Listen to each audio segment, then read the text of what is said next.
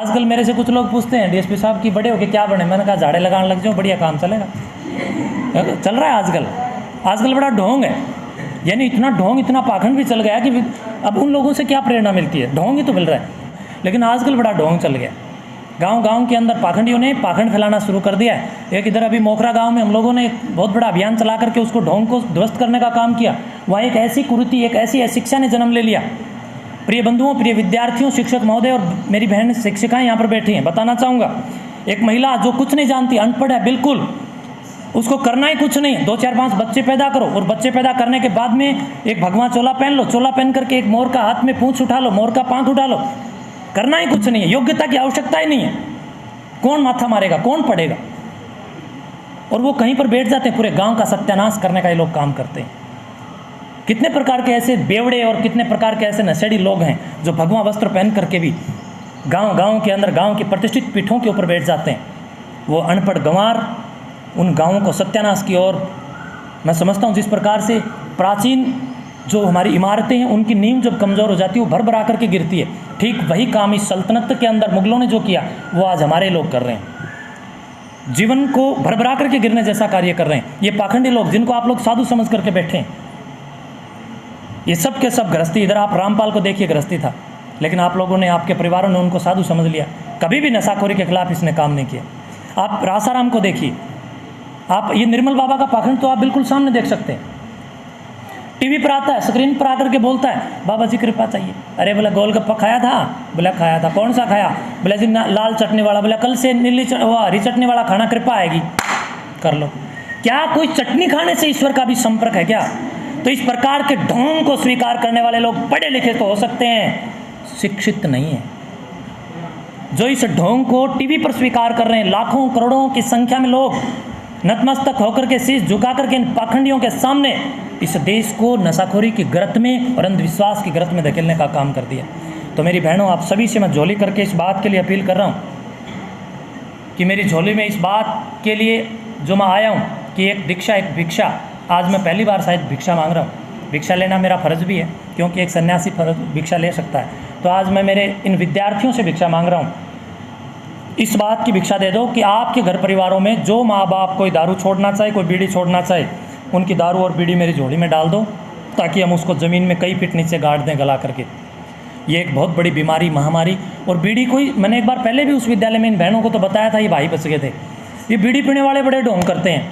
आप लोगों ने देखा होगा, जब भी ये बीड़ी पीने वाले क्या करते हैं, जेब से एक वो निकालते हैं, जेब से ऐसे एक पाउच निकालते हैं बीड़ी का, और उसके अंदर से पैक होता है वो पूरा, और बीड़ी में भी ढोंग, उसको फाड़ते हैं, फाड़ करके एक बीड़ी निकालते हैं, ऐसे ऐसे करते हैं, उल्टी डाल लेते हैं, फिर दूसरी निकालते हैं, फूंक मारते हैं, फिर डाल, तीसरी निकाल के पीते हैं। मैंने कहा अरे 2 वापस क्यों डाली? बोला जी उनमें तम्बाकू कम है। तो देवता जो गंदी लगा उसको बाहर फेंक दे, भीतर क्यों डाल रहा है उल्टी? बोले ना जी बाद में पीऊँगा। यानी यहाँ तेरा कौन सा मुकलावा हटा था, उन लोगों से कोई पूछने वाला? यानी बीड़ी पीने में भी ढोंग। ये लोग जो ढोंग करके नशाखोरी को, और एक बात और, ये जितनी भी बुराइयां हैं, देखो आप सभी शिक्षक यहाँ पर बैठे हैं, मैंने थोड़ा ज़्यादा समय जानबूझ करके लिया है, क्योंकि मेरे पास जब मैं यहाँ से आया तो मेरे पास गांव से कई सारे फ़ोन आए, महाराज जी थोड़ा समय ज़्यादा लेना वहाँ पर। मेरे कुल गाँव वालों ने भी इसके लिए फ़ोन करके कहा, आप लोगों के माता पिता हो सकते हैं वो लोग, बोले जी विद्यालय में जा रहे हो, थोड़ा ज़्यादा समय तक बच्चों को मोटिवेट करना, प्रेरित करना, हमारे बच्चे आपकी सीखते हैं। तो मैं आपको एक बात और बता दूं, ये जितने बीड़ी से लेकर के गंदे जितने भी मादक पदार्थ हैं, ये इस देश को दिए किसने?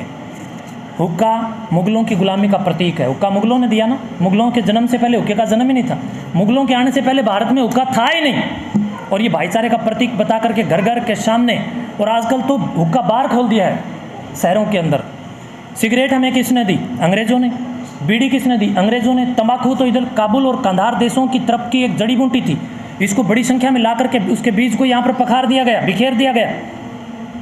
लोगों ने इसको अपना एक शौक और इसको एक अपना स्वाद जिसको बना लिया। ये सिगरेट के साथ, बीड़ी के साथ, अफीम के साथ, ये जितनी गंदी चीज़ें, और दारू हमें किसने दी? कोलकाता के अंदर भारत का पहला शराब का ठेका खोला गया था अंग्रेज़ों की सल्तनत, अंग्रेज़ों की सरकार के समय में।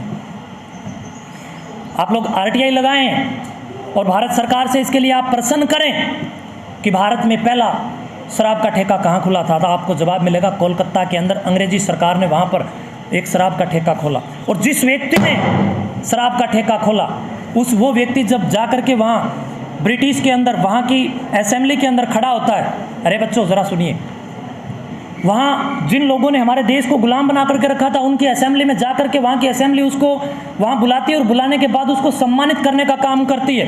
तो वो व्यक्ति जब सम्मानित होने के लिए मंच पर जाता है तो मंच पर जा करके बोलता है कि नहीं, मुझे कोई सम्मान नहीं चाहिए, अगर मेरे सम्मान में मेरी सरकार, मेरा देश अगर कुछ करना चाहता है तो मुझे भारत के अंदर जो मैंने एक शराब का ठेका खोला है कोलकाता के अंदर, मुझे इस बात की परमिशन दीजिए, वही मेरा सम्मान होगा कि मैं भारत के प्रत्येक राज्य के अंदर ठेके ही ठेके खोल दूं।